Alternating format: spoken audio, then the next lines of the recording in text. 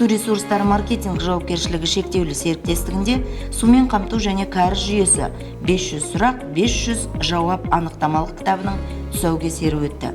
Басылымның авторы техника ғылымдарының кандидаты, су ресурстары маркетинг жауапкершілігі шектеулі серіктестігінің бас директоры Анарбек Орман, ал бірлескен авторы техника ғылымдарының кандидаты Нұриддин Жарболов.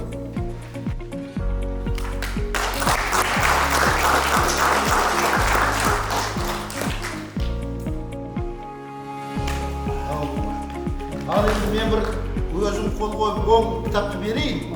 Бірақ барлық дилердегі инженер бар ма, мастер бар ма, түгел бәрін таратылды. Жеткізіңдер, мақұл ма? Жеткілікті қылып бұны не қылды? Шамсудин Рахимжан Низамудинович. Нөмір бірінші білен. Зейнетай вокзал. Шамсудин Жуков болды. Екінші. Зейнетай вокзал. Амарбек Сұлтан. Аталған анықтамалық сала мамандарының көп жылдық тәжірибесі мен білімінің нәтижесі деуге болады. Онда сумен қамту және дренаждың әртүрлі бағыттары қамтылған. Көптеген сауалдарға жауап берілген. Авторлар кітаптың бейінді сала мамандарына таптырмас көмекші құрал болатынына сенеді.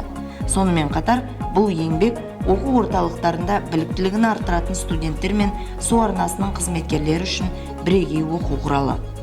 Тағы бір маңыздысы, кітап 3 тілде: қазақ, ағылшын және орыс тілдерінде жарық көрді. Қазіргі уақытта сумен қамту және кәріз жүйесі тақырыбында мемлекеттік тілде жазылған техникалық әдебиет жоқтың қасы. Оқулық осының орнын біршама болса да толтырары анық.